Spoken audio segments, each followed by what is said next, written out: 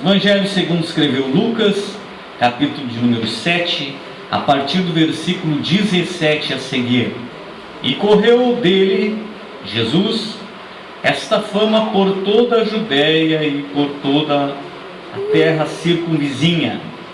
E os discípulos de João anunciaram-lhe todas estas coisas. E João, chamando 2 dos seus discípulos, enviou-os a Jesus, dizendo: És tu aquele que havia de vir, ou esperamos outro?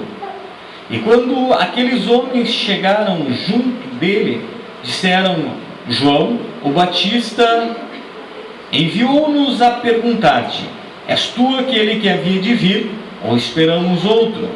E na mesma hora curou muitos de enfermidades e males e espíritos maus, e deu vista a muitos cegos. Respondendo então Jesus, disse-lhes: Ide e anunciai a João o que tem visto e ouvido, que os cegos veem, que os coxos andam, que os leprosos são purificados, os surdos ouvem, os mortos são ressuscitados, e aos pobres anuncia-se-lhes o Evangelho. E bem-aventurado é aquele que em mim não se escandalizar. Amém? Graças a Deus, bendito seja o Senhor. Irmãos, nós temos feito leitura de mais um texto da palavra do Senhor, e os irmãos já devem ter percebido que eu sempre busco textos simples, para que a gente procure olhar para a palavra do Senhor e extrair dela algum ensinamento que seja de fácil entendimento, por assim dizer. E nós temos feito leitura de um texto nessa noite que nos dá conta de um momento em que João Batista está preso e ele chama os seus discípulos, seus próprios discípulos, e ele manda que os seus discípulos vão até a pessoa de Jesus e indaguem Jesus, e questionem Jesus, e perguntem para Jesus se de fato ele é aquele que haveria de vir, ou se era necessário esperar outro enviado de Deus, outro Messias. A Bíblia diz então que Jesus faz sinais, prodígios naquele momento e manda uma resposta para João. Mas para que nós venhamos, irmãos, entender o cerne da mensagem nessa noite, ou daquilo que da parte do Senhor eu gostaria de transmitir para os irmãos, é necessário que a gente pense em alguns momentos antes, que a gente pense um pouquinho sobre a pessoa de João Batista, ou a vida de João Batista. Dentre os personagens bíblicos, quando nós esquadrinhamos a Bíblia, nós nos deparamos com muitos que são para nós, por muitas de suas obras ou por muitos dos seus feitos, pessoas que são dignas de nós termos como exemplo.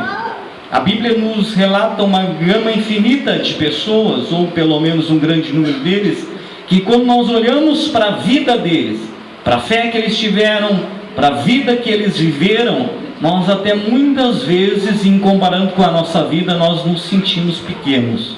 Porque nós vemos homens que se doaram por completo para o reino de Deus. Homens que não mediram esforços para realizar a obra que Deus havia capacitado eles a realizar. E havia proposto para eles quando realizar a obra que Deus havia determinado. Mas dentre os personagens bíblicos, irmãos, um dos quais me chama a atenção é o próprio João Batista. Muitos anos antes do nascimento de João Batista, as Escrituras já haviam profetizado a sua vinda, profetizado acerca do seu ministério. Se os irmãos olharem a Bíblia, lá no livro de Isaías, no capítulo de número 43, os irmãos vão encontrar uma profecia de Isaías que dizia respeito a João Batista. Quando Isaías profetizava e dizia: voz do que clama no deserto, endireitai as veredas para que o Senhor se manifeste e venha. Muitos anos antes do nascimento de João, a sua vinda já havia sido predita, já havia sido profetizada. E muitos anos mesmo, irmãos, porque o ministério do profeta Isaías aconteceu mais ou menos em torno de 750 anos antes da vinda de Jesus. Vocês imaginem o tempo que houve para que essa profecia se cumprisse. Certamente todos aqueles que viveram naquela época, todos aqueles que viveram aquele momento histórico, não viram nem rastro do cumprimento dessa profecia. Muitas gerações depois, foi que João Batista se revelou para cumprir esta profecia. Para além de João Batista, irmãos, dentre os personagens bíblicos acerca dos quais se foi profetizado com tanta antecedência, nós só encontramos a pessoa de Jesus. Além de Jesus, somente João Batista teve profetizado seu ministério com tantos anos de antecedência. Existiam outros personagens bíblicos, mas nenhum deles com tanta antecedência como João Batista e com a pessoa de Jesus. A Bíblia diz então que depois disso, depois de passado tantos anos, séculos na verdade, a Bíblia diz que habitando aquela região de Jerusalém, na Palestina, se encontra um homem chamado Zacarias e sua esposa Isabel. A Bíblia diz que Zacarias, que viria a ser o pai de João Batista, ele tinha por ofício o sacerdócio, ele era um sacerdote. E a Bíblia diz também que a sua esposa Isabel era uma mulher estéril, ela não podia ter filhos. Porém, em uma data feita, quando Zacarias está exercendo o seu ministério sacerdotal, ele está no templo oferecendo sacrifícios, caiu no turno dele entrar no Santo dos Santos, e a Bíblia diz que quando ele adentra, ele tem uma visão gloriosa. Diante dele aparece o anjo do Senhor e faz para ele uma promessa, que ele haveria de ter um filho, que a sua esposa Isabel, que era estéril e que de fato já era um tanto quanto avançada em idade, haveria de conceber e haveria de dar à luz a um filho. A Bíblia diz que aquilo para Zacarias naquele momento pareceu um tanto quanto difícil, se não impossível, e ele questionou o anjo que estava diante dele. E quando ele fez isso, o anjo determinou que a partir daquele momento ele não poderia mais falar, que ele ficaria mudo, porquanto ele não havia crido na profecia que o anjo trazia, que haveria de se cumprir ao seu tempo. A Bíblia diz então que a partir daquele momento Zacarias já não conseguia mais se comunicar de forma verbal. Para se comunicar com outros, ele tinha que escrever aquilo que ele queria dizer. O tempo passou e a promessa se cumpriu. Sua esposa Isabel, que até então era estéril, ela concebeu. Percebam algumas coisas, irmãos, e eu quero elucidar para os irmãos alguns eventos que faziam parte ou que fizeram parte do ministério ou da vida ou do nascimento de João Batista, para que a gente se aperceba o quão importante foi esta obra que ele realizou e o quanto nós podemos aprender com a vida dele. O seu próprio nascimento estava dentro dos planos de Deus, mesmo 750 anos antes de ele nascer. 8 séculos aproximadamente antes de ele nascer, Deus já havia determinado um ministério para ele no futuro. Pense você na sua vida, ou penso eu na minha. Será que Deus havia pré-ordenado para cada um de nós também um plano e um propósito muitos anos antes de nós nascermos? Será que hoje nós que aqui estamos porque fazemos parte de um propósito ou de um plano que Deus há muito já havia pré-ordenado para cada um de nós?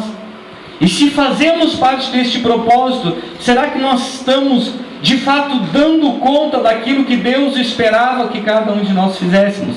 Será que Deus, quando olha para cada um de nós, se fazemos parte de um propósito maior, Deus está nos vendo na posição que Ele deveria nos ver?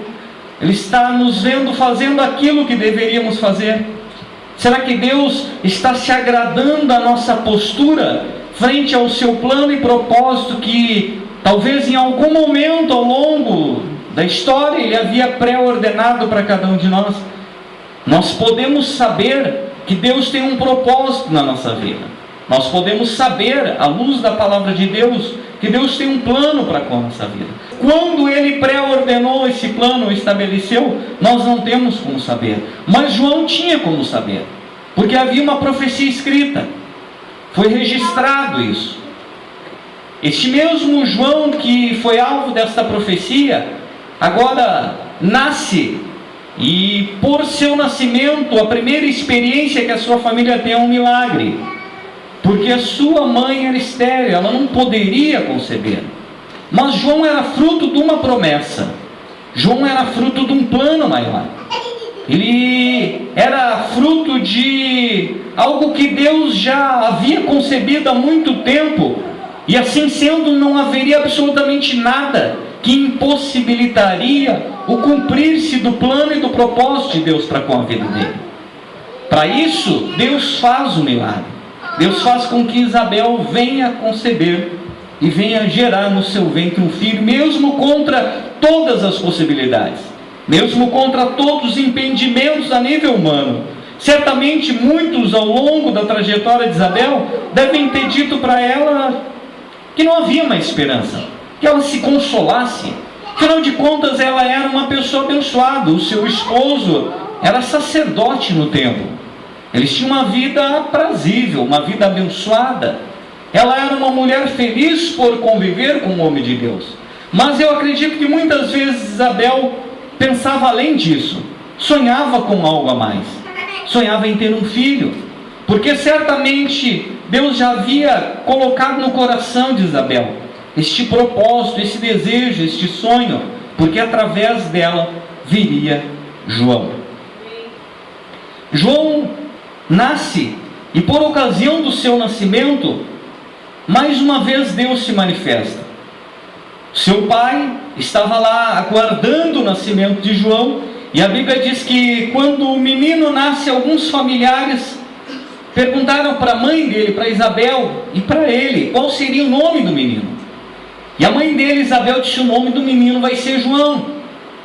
E os familiares disseram: João não. João não é um nome comum na nossa família. Nós não temos nenhum familiar com o nome de João. Vamos dar um outro nome para ele. Afinal de contas, ele é fruto de um milagre de Deus. Vamos dar um nome para ele que louve o Senhor. E a Bíblia diz então que Zacarias escreve numa tabuinha, o nome dele é João. Quando ele faz isso, os seus lábios se abrem e ele novamente começa a falar. A Bíblia diz que a promessa que Deus tinha para com a vida deste menino, segundo o que o anjo havia dito para Zacarias, é que ele não seria uma pessoa comum, ele não seria um menino comum, ele não seria um homem comum. Desde o seu nascimento, a Bíblia diz que ele seria cheio do Espírito Santo. Você imagine isso, irmãos? Desde o nascimento, o anjo havia dito para Zacarias que aquele menino, que fazia parte de um plano e de um projeto de Deus, e que agora haveria de ser concebido, ele seria cheio do Espírito Santo. Hoje, todos nós temos acesso, irmãos, à pessoa do Espírito Santo. Naquele tempo não era assim. Naquele tempo o Espírito de Deus ele se manifestava particularmente sobre a vida dos reis, dos sacerdotes, dos profetas e eventualmente em alguma ocasião especial na vida de um indivíduo que não fizesse parte deste grupo. Hoje todos nós podemos ser cheios do Espírito Santo, se nós desejarmos, se nós buscarmos, se nós nos santificarmos, se nós pagarmos um preço para que o Espírito de Deus venha sobre nossas vidas. Mas João teve um privilégio que, a bem da verdade, a Bíblia não relata que outro teve. Ele foi cheio do Espírito Santo desde o ventre. Na barriga da sua mãe, ele já estava cheio do Espírito Santo. E este menino, a Bíblia diz, ele nasce e ele cresce. Seu pai era sacerdote. E naquele tempo o sacerdócio ele estava um tanto quanto corrompido, porque naquele período histórico quem estava governando a nação de Israel era o Império Romano, de tal forma que muitos dos cargos religiosos, dentre eles aqueles que compunham o sacerdócio, eles acabaram se tornando cargos políticos. Então, muitos dos sacerdotes, eles eram indicados por alguma autoridade romana. Havia um acordo político para a nomeação de alguns indivíduos que compunham, naquele período, o sacerdócio. João, a Bíblia não revela, mas certamente ele cresceu vendo estas coisas. Ele cresceu vendo que o ministério que o seu pai desenvolvia estava envolto de muitas coisas que não agradavam a Deus. Que a religião do seu tempo já não era mais uma religião pura. Já não era mais uma religião que era observada única e exclusivamente à luz da palavra de Deus, mas que havia se mesclado com o poder político daquele tempo, com o poder que dominava naquele período, com o poder que Roma exercia sobre a nação de Israel. A Bíblia diz, irmãos, que João resolve não seguir o ofício do seu pai. Ele resolve não trilhar pelos passos do seu pai. Se ele assim desejasse, como ele era de linhagem sacerdotal, ele poderia ter uma vida extremamente abençoada à luz do olhar humano. Porque o sacerdote naquele tempo, ele recebia todos os cuidados e todas as benesses advindo do templo, do seu ofício. Então ele vestia as melhores roupas, ele comia as melhores comidas, ele tinha uma vida à luz do entendimento ou da visão humana desejável por muitas pessoas. Mas João, vendo a condição daquele período, ele não deseja isso para ele. Ele prefere abrir mão de tudo aquilo que a vida poderia proporcionar para ele, em exercendo um ofício de sacerdote num meio que havia sido corrompido. Ele prefere abrir mão de todas essas benesses que aquele cargo trazia consigo, porque dentro do coração dele ele tinha uma confiança, uma convicção, uma certeza de que ele havia sido chamado por Deus para um ministério. Ele sabia disso, ele tinha consciência disso. Ele sabia que sobre a vida dele, desde o ventre materno, estava a pessoa do Espírito Santo. Ele sabia que havia uma profecia de 750 anos atrás que dizia a respeito ao ministério que ele haveria de se desenvolver. Por isso a Bíblia diz que João, ele não cresce junto ao seu pai. Ele vai para as regiões desérticas.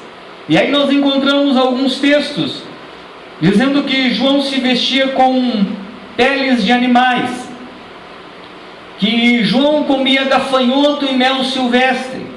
Ele deixou de lado todas as benesses que ele poderia ter, advindas do cargo que o seu pai exercia e que futuramente ele poderia exercer, para viver num local retirado, para viver sem nenhum privilégio, para viver sem nenhum conforto, porque ele tinha consciência de que Deus havia chamado ele para um ministério. A Bíblia não relata, irmãos, mas segundo os estudiosos, João se filiou ou se uniu a um grupo religioso daquele tempo. Naquele tempo existiam vários grupos religiosos. Quando nós nos referimos ao judaísmo, nós muitas vezes caímos no erro de pensar que o judaísmo era um grupo uniforme em si, ou que havia só um ensinamento ou uma doutrina. Não era assim, irmãos. Hoje, por exemplo, nós nos referimos ao cristianismo. Dentro do cristianismo existem várias divisões, porque dentro do cristianismo existe a igreja evangélica, dentro do cristianismo existe a igreja chamada protestante, fruto lá daquele momento em que Lutero protestou contra os costumes da igreja católica. Dentro do cristianismo existe o catolicismo, e assim uma gama muito grande de divisões acerca da palavra de Deus que dividem o cristianismo. Naquele tempo também era assim com o judaísmo. O judaísmo não era um grupo coeso, mas dentro do judaísmo existia a seita dos fariseus, dos saduceus, e existia, para além de outros pequenos grupos, um grupo que era os essênios. Os essênios tinham uma visão mais focada nas Escrituras. Eles entendiam que para servir a Deus de maneira aprazível ou agradar a Deus, eles deveriam se separar de tudo e de todos. Então os essênios, eles viviam nos desertos. Por isso que nós ouvimos falar de João Batista, e parece estranho João Batista crescer no deserto. Viver aonde? Fazer o quê? Estar com quem? Mas a história revela que possivelmente ele fazia parte do grupo dos essênios, um grupo religioso que tinha por costumes observar fielmente as Escrituras, que não se permitia corromper-se por nenhum poder político daquela época, que não se envolvia com questões que não estivessem única e exclusivamente relacionadas aos ensinamentos transmitidos pela Torá e pela lei judaica. A Bíblia diz que depois de um certo tempo surge do deserto João Batista. João Batista já era um homem, já era adulto, e agora a imagem de João Batista aparece na Bíblia. Nós vemos João Batista iniciando o seu ministério lá no livro de João, capítulo 1, dizendo que ele aparece no deserto, e ele inicia o seu ministério e começa a batizar junto ao Rio Jordão. E a Bíblia diz que ele trazia consigo uma palavra que aos ouvidos de quem ouvia era uma palavra muito dura para aquele período. Ele dizia para as pessoas que chegavam até ele, para que elas viessem a se arrepender. E as palavras que ele usava, a Bíblia menciona que eram palavras duras. Ele dizia: raça de víboras, quem vos ensinou a fugir da ira vindoura? Produzis, pois, frutos dignos de arrependimento, e não fiquem cogitando somente no seu coração, dizendo: somos filhos de Abraão. Nós já temos uma promessa sobre nossa vida. A nossa salvação já está garantida por herança hereditária de nossos antepassados. Ele dizia: se Deus assim desejar, Deus pode suscitar herdeiros para Abraão dessas pedras. Aleluia. Para que haja a conversão verdadeira, ou a possibilidade de adentrar-se no reino, tem que haver o arrependimento, dizia João. E o arrependimento tem que trazer consigo uma mudança de vida, tem que trazer consigo a consciência de que é impossível eu permanecer nas práticas à luz dos desejos naturais que habitam no meu coração, e mesmo assim encontrar esta graça que João vem anunciando, a promessa que ele vem trazendo como precursor do Messias. E ele chega para as pessoas que a ele se achegam e as instrui. Vem a ele um grupo de publicanos, vem a ele um grupo de soldados, vem a ele um grupo de pessoas do povo, e ele vai instruindo. Quando o soldado chega, ele diz: vocês devem agir com brandura e vocês devem se contentar com o salário de vocês. Vocês não podem continuar explorando o povo. E assim sucessivamente, irmãos. E lá está, a Bíblia diz, João batizando próximo ao Rio Jordão. A Bíblia diz que é em Betabara, uma região que fica na Pérea, mais ou menos 35 quilômetros de distância de Jerusalém. Ele não está no foco, ele não é o centro das atenções. Ele está desenvolvendo o ministério dele num local bem distante. Aqueles que desejavam ouvir a sua mensagem iam até ele.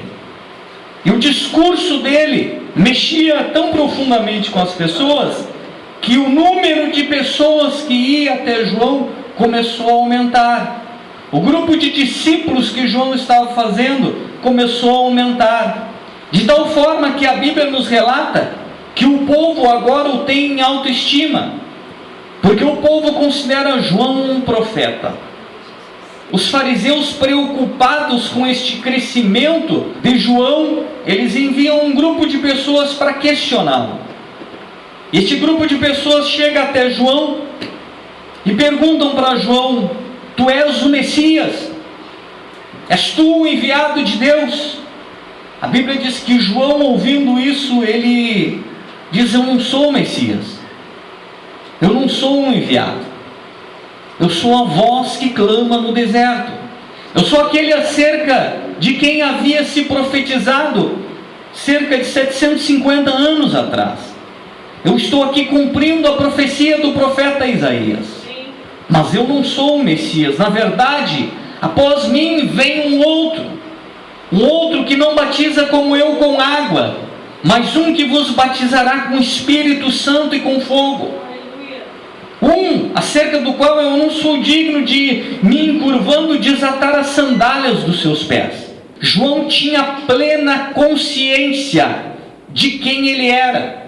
Ele não tinha dúvidas que ele era aquele acerca de quem se havia profetizado. Ele não tinha dúvidas do ministério dele. Ele não tinha dúvidas da obra que Deus havia pré-ordenado para ele, da comissão que ele havia recebido da parte de Deus. Tanto é verdade que ele está ali batizando, não porque em algum momento da sua vida ele decidiu por si mesmo, por sua própria vontade, deixar aqueles que o cercavam, ou o grupo religioso do qual ele fazia parte, para se deslocar até aquela região para batizar. Não. A Bíblia diz que quando Jesus chega a ele e é batizado, o Espírito desce sobre Jesus em forma corpórea de pomba. A Bíblia diz que João o reconhece.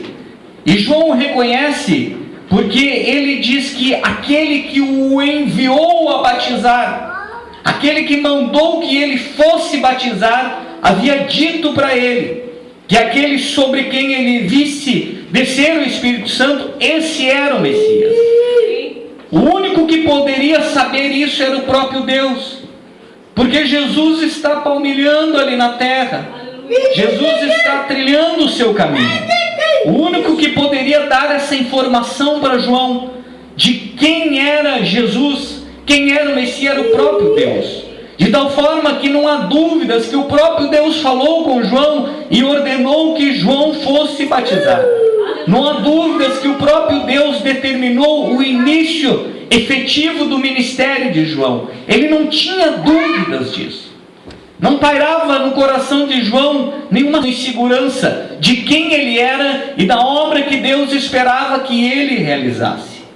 Ele estava convicto e plenamente convicto. A Bíblia diz que o seu discurso era tão forte que ele não temia sequer desafiar as autoridades quando necessário.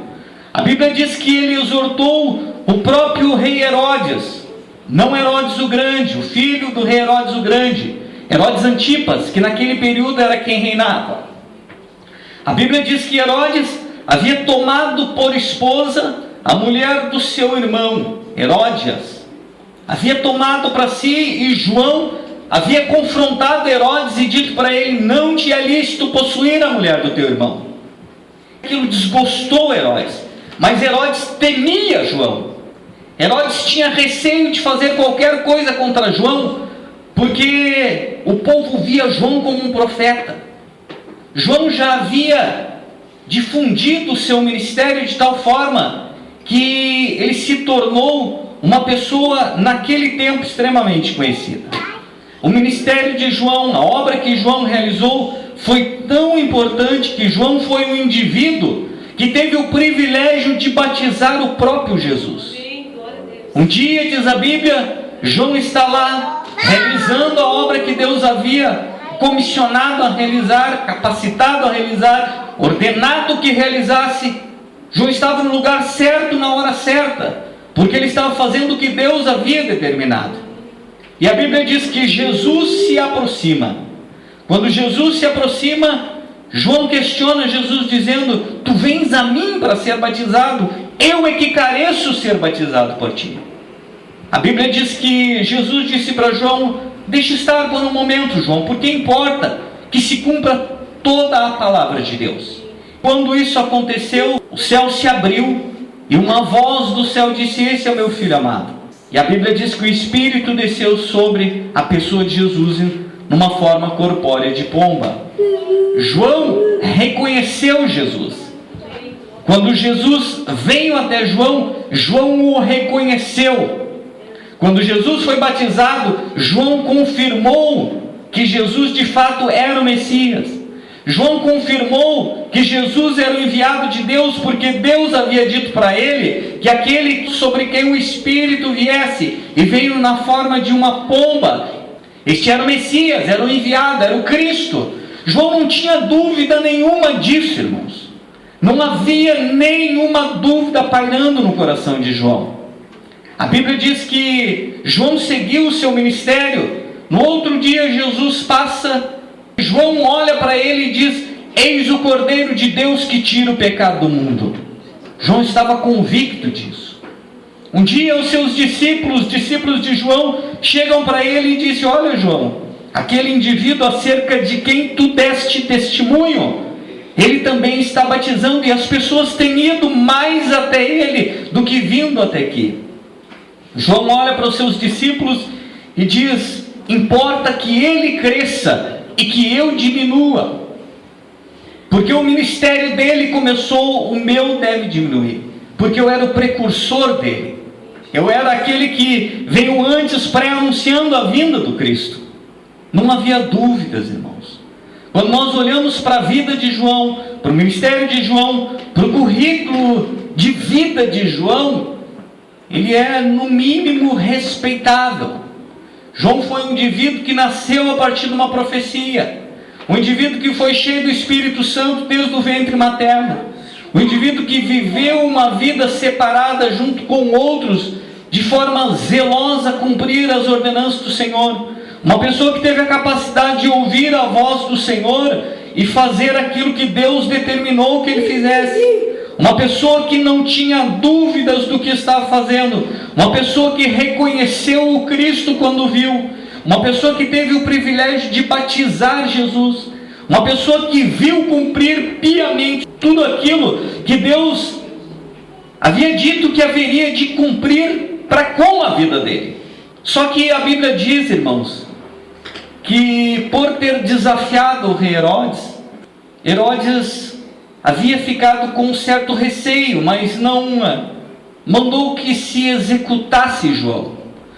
Porém, a Bíblia diz que mandou que João fosse preso, que João fosse guardado no cárcere. E o texto em que nós lemos nos dá conta justamente deste momento.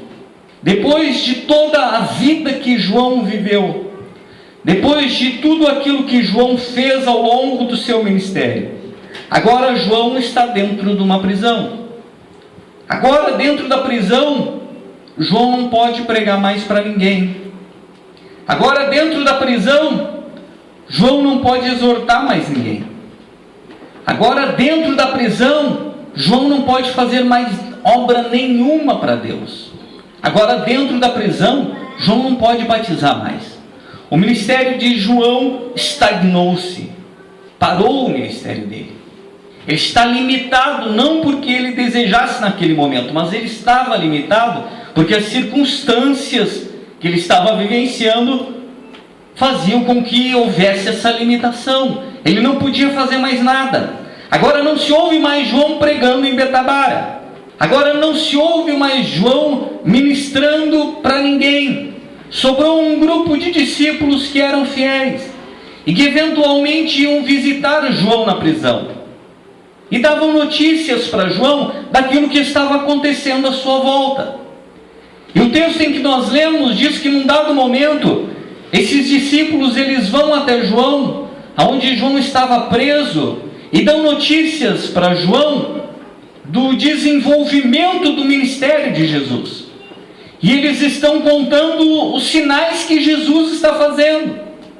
Se nós lermos o texto em alguns versículos que precedem os que nós lemos, nós vamos ver que Jesus havia acabado de fazer um sinal extraordinário. Uma pessoa havia sido ressuscitada por Jesus. E os discípulos de João estão maravilhados com isso, correm até João e dizem: aquele acerca de quem tu deste testemunho dizendo que era o Cristo, o ministério dele está crescendo extraordinariamente e ele está fazendo sinais extraordinários. O curioso do texto, irmãos, é que João chega para esses discípulos e manda que esses discípulos vão até a pessoa de Jesus e perguntem para ele se ele é aquele que haveria de vir, se ele de fato é o enviado de Deus, ou se nós devemos esperar outro. Curioso o texto, irmãos, porque até então João não tinha dúvidas nenhuma. João identificou o Cristo.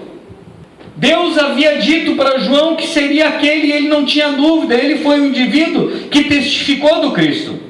Ele foi o indivíduo que disse: eis o Cordeiro de Deus que tira o pecado do mundo. Quando ele estava lá batizando, quando ele estava desenvolvendo o ministério dele. Só que agora João não está mais fazendo nada. João agora está parado. João não está mais desenvolvendo ministério nenhum. João não está contribuindo com mais nada para o reino de Deus. E o perigo, irmãos, quando nós deixamos de fazer aquilo que Deus determinou que nós façamos, quando nós nos tornamos espiritualmente inativos, quando nós negligenciamos o plano e o propósito de Deus, quando nós não cumprimos o chamado de Deus, quando nós nos cercamos, não como João numa prisão, mas nós nos colocamos na mesma situação de inatividade espiritual, o que acontece é que dentro do nosso coração começa a gerar-se dúvidas. João agora está espiritualmente inativo, e quando isso acontece, a dúvida que não existia começa a aparecer. Até então ele tinha convicção de quem era o Cristo, só que agora a dúvida começa a surgir, e ele manda que os seus discípulos vão até a pessoa de Jesus e perguntem para Jesus: é tu mesmo ou não é? Temos que esperar outro, ou tu és aquele que haveria de vir?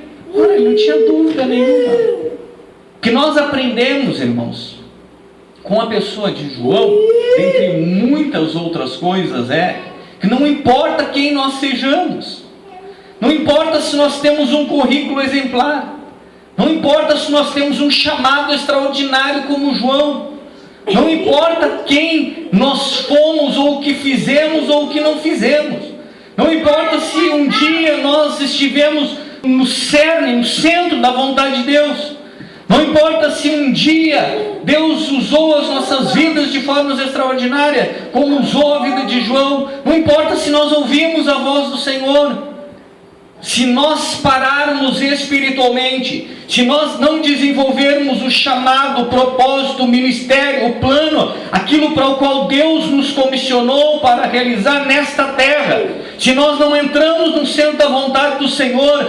fatalmente a dúvida vai vir ao nosso coração. Jesus, quando ouviu a indagação dos discípulos, ele operou naquele exato momento muitos sinais, que ele curou muitas pessoas, que ele manifestou o poder de Deus sobre muitas vidas, e mandou os discípulos de João dizerem isso para João: vocês vão, voltem e digam para ele que vocês estão vendo e ouvindo, para que ele não tenha dúvida que eu sou quem de fato ele sabe que eu sou. Só que o curioso, irmãos, é que lá no versículo 23 Jesus diz: e bem-aventurado é aquele que em mim não se escandalizar. Bem-aventurado é aquele que em mim não se escandalizar. Lembre-se que o Novo Testamento, grande parte dele foi traduzido do grego, irmãos. Então existem algumas palavras que não têm o mesmo significado para nós. Quando nós lemos escandalizar, para nós essa palavra tem um sentido diferente. No grego, essa palavra traz consigo a ideia de se perder a fé, a confiança, se perder a credibilidade. Então, quando Jesus está dizendo bem-aventurado é aquele que em mim não se escandaliza, ele está dizendo bem-aventurado é aquele que em mim não perde a fé. Bem-aventurado é aquele que não duvida de quem eu sou. Bem-aventurado é aquele que não duvida dos meus ensinamentos. Bem-aventurado é aquele que não duvida da minha palavra. Mas a maior expressão, irmãos, de fé, ela não é verbal. Não adianta nós dizermos que cremos, mas eu creio no Senhor, eu creio em Jesus, eu acredito, eu não me escandalizo em Jesus, eu não perco a fé em Jesus de jeito nenhum, eu continuo acreditando firme e forte em tudo aquilo que o Senhor tem dito, em tudo aquilo que o Senhor tem manifestado. Só que a Bíblia diz, irmãos, que aquele que crê pratica a palavra de Deus. Para que nós venhamos de fato e de verdade expressar a nossa fé, isso não é feito com palavras, mas é feito com ações. Nós não devemos crer no Evangelho de palavras ou de boca, nós devemos viver o Evangelho. Quando nós vivemos o Evangelho, nós estamos expressando a nossa fé no Cristo. Quando nós vivemos a palavra, nós estamos expressando a nossa fé em Jesus. Quando, porém, nos tornamos espiritualmente inativos, irmãos, nós deixamos de praticar a palavra. Porque o Senhor chamou todos nós com um propósito. Ou será que, para além dos muitos jovens neste lugar, existe alguém que tem alguma dúvida disso? Existe alguém que tem alguma dúvida de que foi chamado por Deus para exercer algum ministério? Existe alguém que tem alguma dúvida que não foi chamado por Deus para fazer alguma coisa no reino? Existe alguém que tem alguma dúvida de que é parte do corpo de Cristo em algum lugar? De que Deus determinou um propósito para a sua vida? Ou será que alguém imagina que vê o mundo por acaso? Todos nós, irmãos, fomos criados por Deus com um propósito determinado, com um fim estabelecido. Para a igreja, a Bíblia diz que Jesus deixou uma missão muito clara. Jesus, por ocasião dos momentos que precediam a sua ascensão, ele reuniu os discípulos e disse: ide por todo o mundo, pregai o Evangelho a toda criatura, batizando-os em nome do Pai, do Filho e do Espírito Santo, ensinando-os a guardar todas as coisas que vos tenho ordenado. Para os indivíduos, Jesus sempre os incitou a realizarem a obra do Pai. O próprio apóstolo Paulo chega a dizer em uma de suas cartas: amados irmãos, portanto sejamos firmes, constantes e sempre abundantes na obra do Senhor, sabendo que no Senhor o vosso trabalho não é em vão. Mas a verdade é, irmãos, que muitas vezes nós somos negligentes. Nós somos o João Batista no cárcere. E quando nós nos tornamos o João Batista no cárcere, a dúvida permeia o nosso coração, irmãos. Então, se você está vivendo um momento de conflito, se você está vivendo um momento de dúvida, um momento de insegurança, de incerteza, o meu conselho para você é: procure fazer alguma coisa para o reino de Deus. Seja um João Batista ativo. Descubra qual o seu talento, o seu dom, a sua dádiva, para que Deus te chamou, não para a obra, não para a igreja, mas para que Deus te chamou à existência. Por que você está vivo? Quando nós descobrimos isso, irmãos, para além de a vida fazer sentido, nós nos colocamos no centro da vontade de Deus. E quando nós estamos no centro da vontade de Deus, não existe dúvida, não existe incerteza, não existe insegurança. Nós sabemos quem nós somos, como João sabia antes do cárcere. Nós sabemos porque Deus nos chamou, como João sabia antes do cárcere. Nós sabemos que Cristo nos tem feito uma promessa maravilhosa e gloriosa.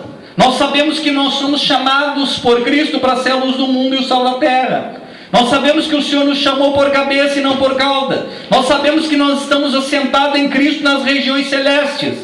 Não se teme nada. Não se tem medo de nada, não se tem temor de nada, porque nós sabemos quem nós somos. Nós somos filhos de Deus, nós somos herdeiros do reino de Deus.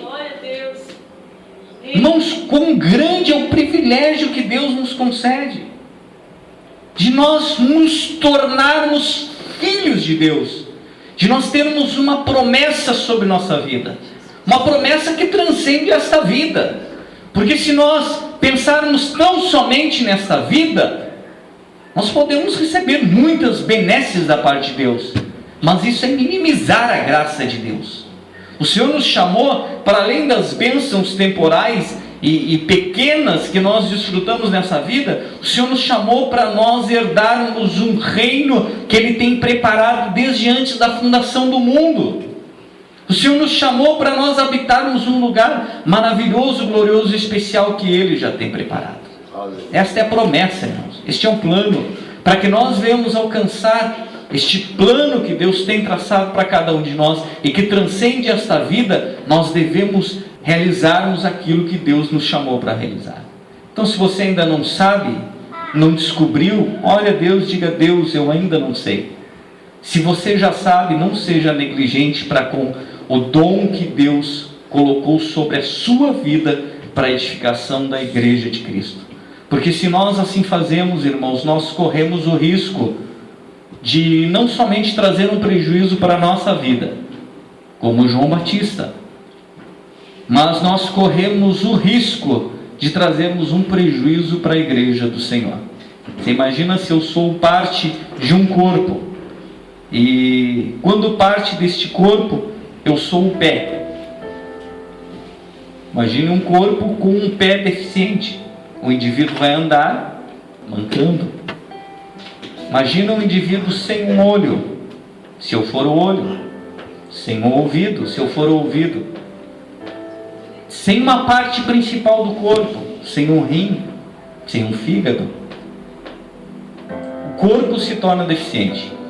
E o corpo só se torna deficiente quando nós, irmãos, quando o corpo de Cristo, nós somos negligentes para com o chamado de Deus. Não seja como João Batista. João Batista, quando se tornou inativo espiritualmente, a dúvida entrou no coração dele e ele começou a questionar o próprio Cristo. Não sejamos assim, amados. Vamos assumir a nossa postura diante do Senhor. Vamos assumir diante de Deus o propósito que Ele tem para com a nossa vida. Vamos nos colocar no centro da vontade de Deus. E fazendo isso, o Senhor haverá de nos abençoar de todas as formas, em nome de Jesus. Vamos estar de pé? Graças a Deus. Queria convidar todo mundo a vir aqui na frente. Se você ainda tem estado espiritualmente inativo, estou um propósito com Deus hoje. Diz, Deus, chega. Eu quero me encher do Teu Espírito Santo. Eu quero ser cheio da Tua presença. Eu quero poder, eu quero unção, graça, eu quero a virtude do Teu Espírito Santo.